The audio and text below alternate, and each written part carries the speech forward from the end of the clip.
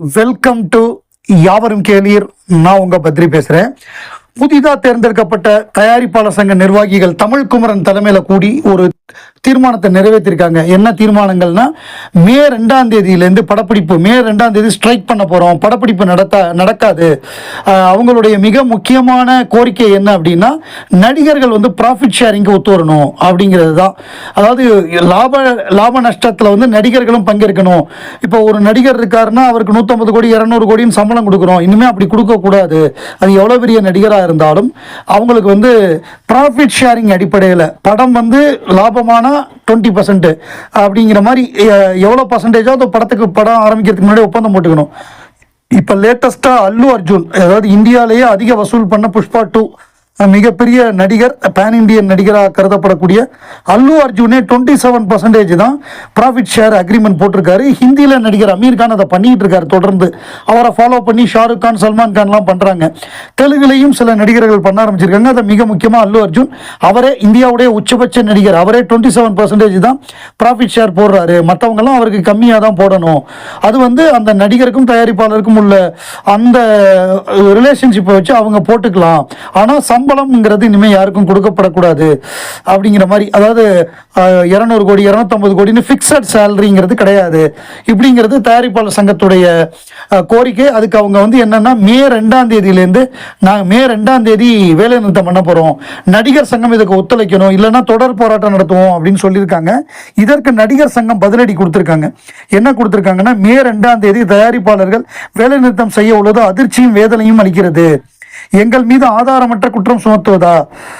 வேலை நிறுத்தம் என்னும் அணுகுமுறைக்கு என்றுமே எங்கள் ஆதரவில்லை. மே 4ஆம் தேதி தேர்தல் முடிவு வெளியான பிறகு பொருத்தமான தேதியில் ஆலோசனை நடத்தலாம். இது நியாயமான கோரிக்கையா இருக்கு. அதாவது மே 4ஆம் தேதி தேர்தல் முடிஞ்ச பிறகு யார் ஜெயிக்கிறாங்களோ, ஒருவேளை திமுக ஜெயிக்கலாம், அல்லது அதிமுக ஜெயிக்கலாம், அல்லது இப்ப எல்லாம் பரபரப்பா சொல்ற மாதிரி விஜய்க்கு அவர்களுடைய கட்சி ஜெயிக்கலாம். யார் ஜெயிக்கிறாங்களோ அவங்க ஜெயிச்ச பிறகு அந்த முதலமைச்சர் யாரா வராங்களோ அவங்களோட போய் கோரிக்கையை வச்சு ஒரு பேச்சுவார்த்தை நடத்தி முடிவு பண்றது தான் கரெக்டா இருக்குங்கிற மாதிரியாக நடிகர் சங்கம் சொல்றாங்க.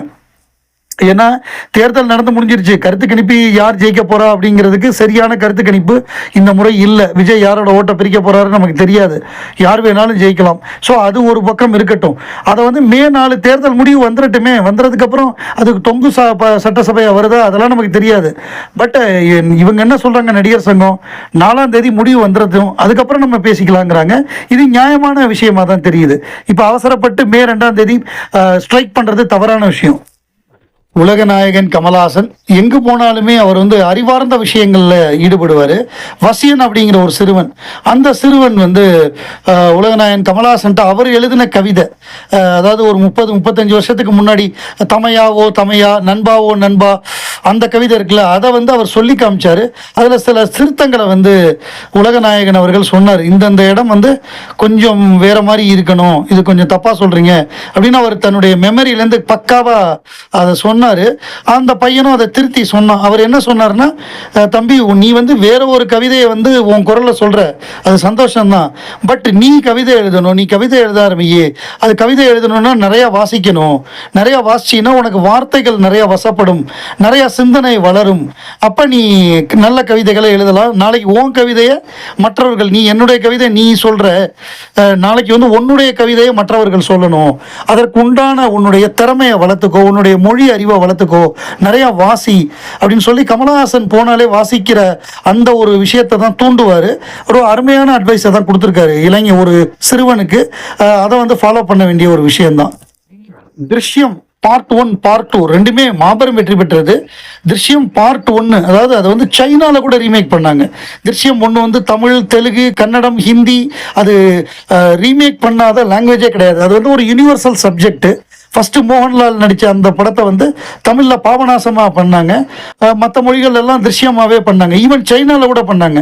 சைனாவில் எப்படின்னா அவன் வந்து போய் சரண்டர் ஆகிற மாதிரி முடிச்சிருந்தாங்க. அங்கே வந்து அந்த மாதிரி குற்றம் பண்ணிட்டு தப்பிக்கிறதுங்கிறது வந்து சட்டத்துக்கு எதிரானது அப்படிங்கிற மாதிரி சொல்கிறாங்க. இது வந்து ஒரு அமெரிக்கன் வே, ஒரு தப்பு பண்ணிட்டு தப்பிக்கிறதுங்கிறது அமெரிக்கன் வே ஆஃப் இது இப்போ ஜல்லிக்கட்டு படம் கூட பார்த்தீங்கன்னா கிளைமேக்ஸில் வந்து அவங்க தப்பிக்கிற மாதிரி இருந்தது. அன்னைக்கு வந்து சென்சார் ஒத்துக்கலை, அதுக்கப்புறம் அவங்க போய் சரண்டர் ஆகிற மாதிரி முடிச்சிருப்பாங்க ஜல்லிக்கட்டு, சிவாஜி சத்யராஜ் நடித்த படத்தோட கிளைமேக்ஸில். பட் இது வந்து இது மாடர்ன் இன்னைக்கு காலகட்டத்தில் தப்பிக்கிற மாதிரி கொண்டு வராங்க. ஏன்னா அவங்க இன்டென்ஷனோட அதை பண்ணலை, அவங்களோட இன்டென்ஷன் தவறாக இல்லை அப்படிங்கிற அந்த ஆஸ்பெக்டில் போகிறாங்க.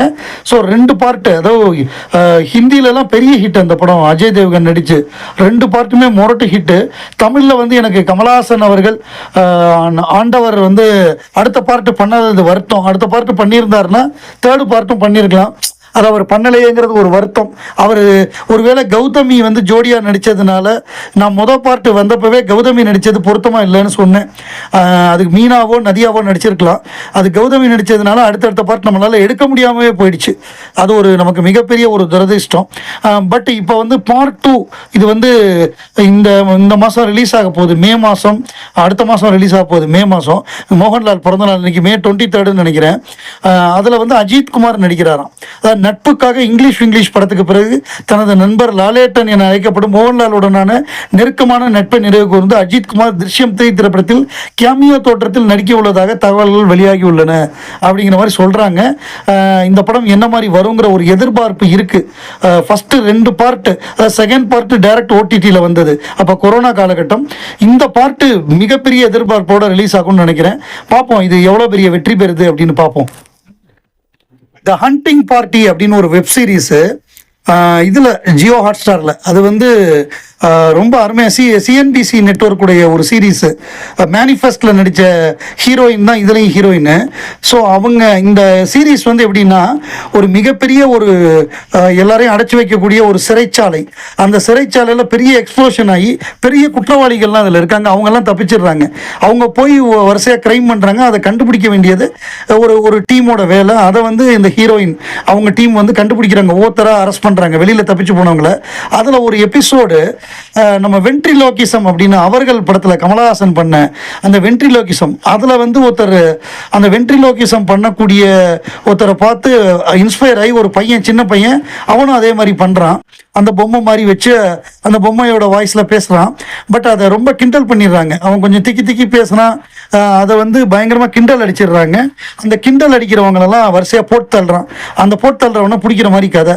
ஸோ இது எனக்கு இந்த அவர்கள் ஞாபகப்படுத்துனுச்சு.